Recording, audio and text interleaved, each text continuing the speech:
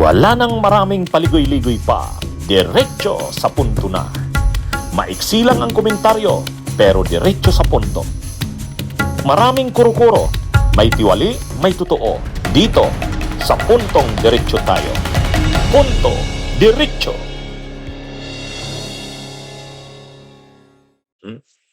Okay, ito tayo. Anong totoo dito sa kay Libeste?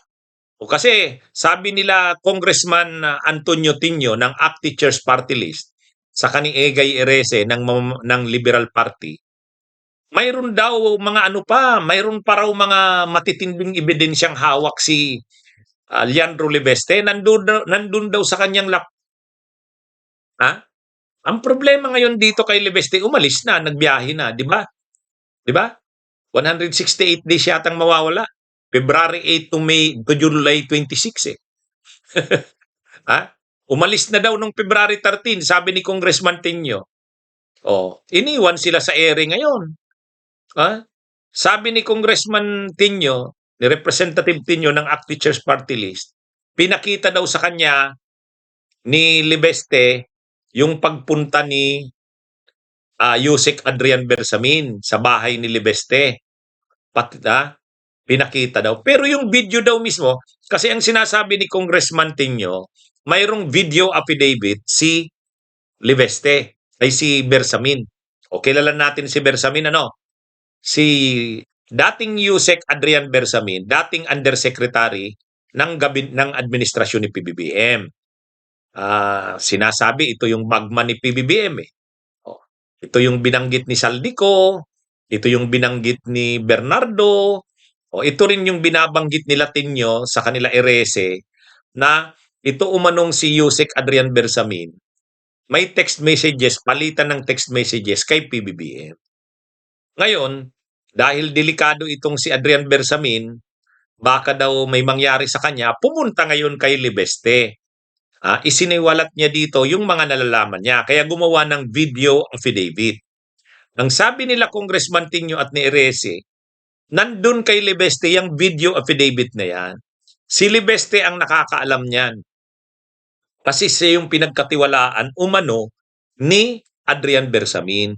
Kumbaga nagpasigurado daw si Adrian Bersamin dahil baka may mangyaring masama sa kanya.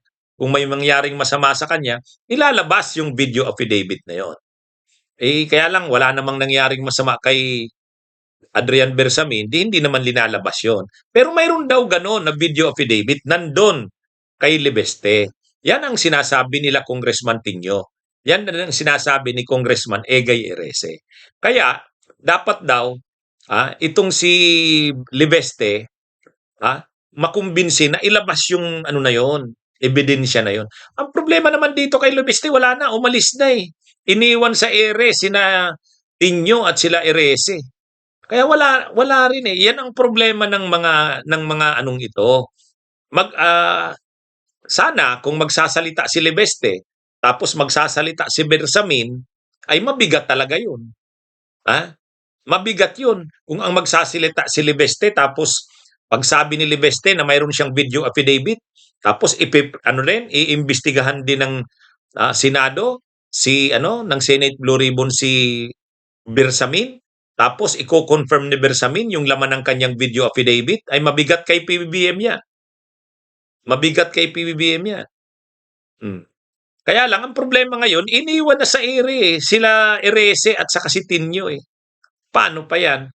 Ngayon, tinanong si Congressman Tinio, bakit kasi hindi nyo ilinagayan doon sa inyong impeachment complaint na final? Bakit hindi nyo inattach yung sinasabi ninyong testimonya ni Libeste, testimonya ni Bersamin? Ang sabi ni Congressman Tinio, daw kasi si parang nagdadalawang isip si Bersamin ay si Libeste. Hindi sigurado kung mag-a-appear sa pagdinig ng kamera or kaya hindi nila sinama. Pero totoo daw na mayroon. Yun talaga.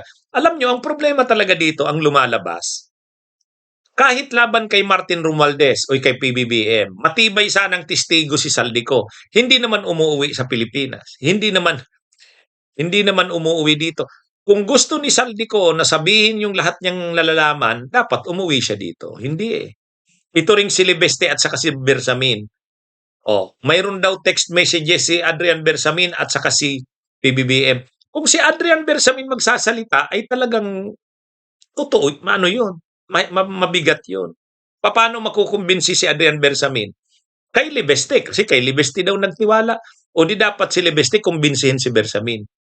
Si Latinio naman at saka si Erese, kumbinsihin si Libeste. Ito namang si Libeste, anti-corruption daw siya, ba't hindi niya sabihin ang lahat niyang nalalaman? Kung hindi pa namatay si Cabral, hindi niya ilalabas yung Cabral files. Mayroon na naman siya ngayon, Bersamin files, Adrian Bersamin files. Pag may nangyari kay Bersamin, Adrian, sa kanya na naman ilalabas. Wala. Ang hirap ng ganyan. Ilabas mo ngayon habang buhay pa para may panahon pa para kumprontahin si Bersamin kung totoo yung mga sinabi. Di ba? Dapat, ang nangyayari kasi, ang dami daw alam ni Libeste, ay ngayon nagbiyahe na.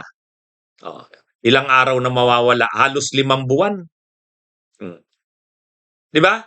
Paano na ngayon yan? Sayang lang.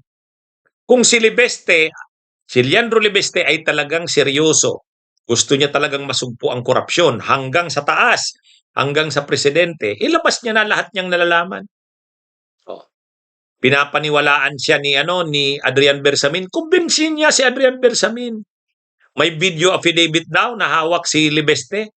Kung ano man mangyari kay Adrian Bersamin, ilalabas yung laman. Bakit mo pa hihintayin na may mangyari dun sa tao? Ngayon na, ang gusto ng taong bayan, mapanagot ang lahat ng sanggot hanggang sa tuktok. Ngayon, ilabas nyo na yung lahat yung nalalaman.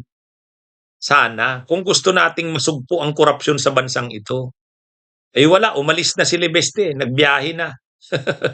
Wala na. Si Adrian Bersamin, iwan ko dyan kung ano yan. Pero ito naman si Senador Ping Lacson, pwede naman nilang ipatawag si Adrian Bersamin. Bakit nga pala hindi pinapatawag si Adrian Bersamin? Yun ang isang malaki pang palaisipan. Bakit hindi pinapatawag sa Senate Blue Ribbon? Dapat ipatawag ni Ping Lacson. Di ba? Anyway, awan ko, bakit hindi pinapatawag ni Ping Lacson? Bunyog, bunyog, halikan na kasama ka. Bunyog, kapag buklod ay may pag-asa. Luzon, Visayas, Mindanao, isa ang pananaw. Sa bagong Pilipinas ang bunyog isisigaw.